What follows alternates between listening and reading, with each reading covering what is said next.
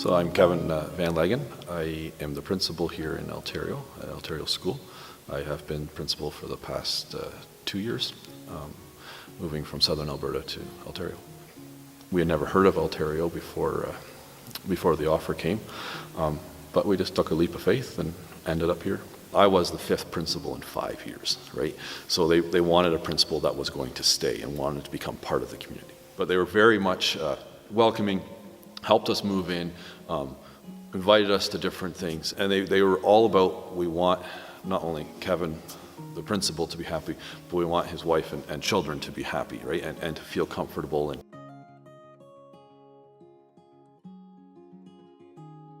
when I came, 5 of the 6 teachers were brand new, right? So it was a chance to hit the reset button in this building. I think it's easy to change an atmosphere, a little more difficult to change a culture. And I remember the one student saying to me, in Altario we fail diploma exams. That's just what we do. That's a horrible cultural recognition that needs to go. But to fundamentally change the results in academics is very difficult because it takes time. You can't just go overnight and snap your fingers and boom, it's better. That being said, within the first year of us, the new teachers and new leadership, we managed to raise our provincial academic standards on the PATs from the high 70% acceptable rate to 100%. We ended up raising our diplomas by 13.5%. Higher than the previous year. So we started with teaching, and then we just started with little things that we could do as a school. So one of the first real rallying things that we did is we hosted an archery tournament. The community had got going on this the year before I got here, and their thinking was it's very difficult to get team sports in a small school, but archery is an individual sport, right? So if we can get this going, even as a club, as a program, then there's something for students to do that typically wouldn't be able to join the basketball team because we just don't have the numbers for it. So when we got here, we started with a once a week after school club, and we went to our first tournament not having a clue what to do and how to do it, but it was in Castor and it worked out well. And then we went off to the Nationals in Edmonton, and Sean Murphy, a grade 4 student, won the Canadian Nationals in our first tournament. And that was huge because we came home and we had a champion, and we hadn't had a champion in 20-some years, right? So suddenly we have a Canadian national champion. This is awesome. And just like that, the after-school program started to grow. More students started to buy in. So now we have up to 20 students every Tuesday after school shooting archery. We have different parents and staff members that help run it. They practice well. This year we turned around and we added 2 new Canadian national champions. We added 2 provincial champions, and we've hosted a tournament again. This year our tournament, I think we had 120 some students here from different schools.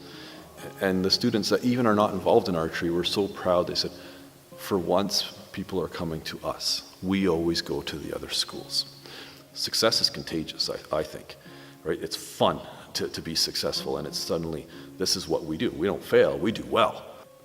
I don't know, just being able to put up some banners in a school like this is a source of, wow, look at this, right? We are somebody, we are on the map.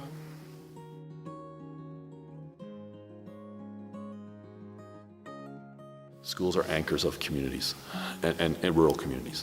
And this is the case. This is where the community comes together, right? People saw the school somewhat as, I'm part of the school until my kids are done here. And then that's done, that chapter's done, right? And to every parent whose child graduated last year and it was their last child in this school, I said very loud and clear, that doesn't mean you're done here. You're welcome here. You can be part of whatever you want to be part of, right? This is still your school. Under my leadership, it's been very clear this school is wide open to everybody, and in any way, shape, or form. So whether it's adult volleyball, whether it's people wanting to come in for badminton, whether the 4-H club meets here, the Ag Society meets here, anybody asks, can we use the school?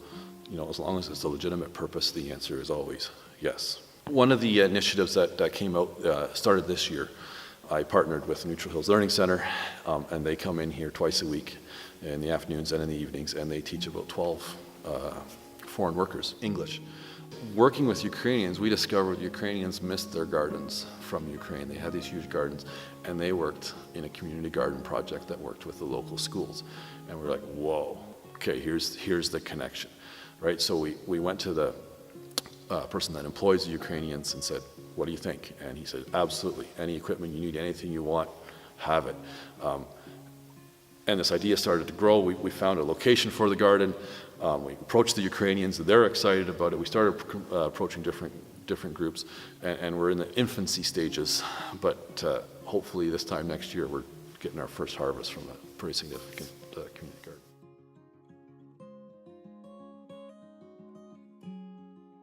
Sometimes the way it's always been done is the best way. And we shouldn't come in and say, well, because it's the way it's always been done, I want to change it, right? So accept what's good, what's going well. But if we can see, if I see, well, we could do this better, or we could do that better, you tread carefully, right? You don't offend, you celebrate traditions they always have, and how can we build on this tradition? How can we make it even better?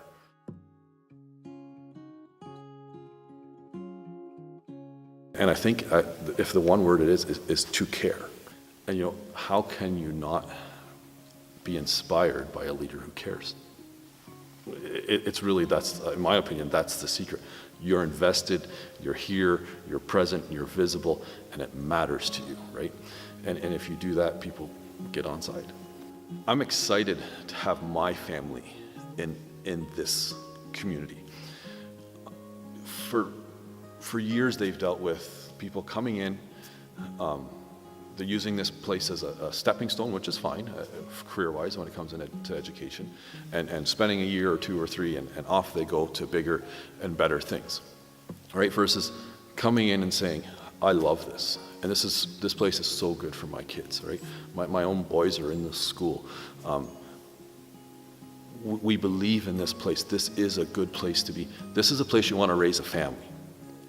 And when you have that belief, that attitude, it's amazing how you begin to change so many other things, right? At one meeting, I said to some parents, I said, where else would you want to raise your children? Has this been a good place to raise your kids? Well, it's been phenomenal. So don't you want your kids raising their kids here? Because, I'm an outsider. I'm not a return to rural. I'm new to rural, really. And I'm saying, wow, this is awesome. This is an awesome place for kids to be. I'm excited for rural communities. I think it's the way that culture is, society is going. There's an emphasis on holistic living. There's an emphasis on getting back to the basics, right? Well, where's a better place to get back to the basics than in a rural, remote area like this?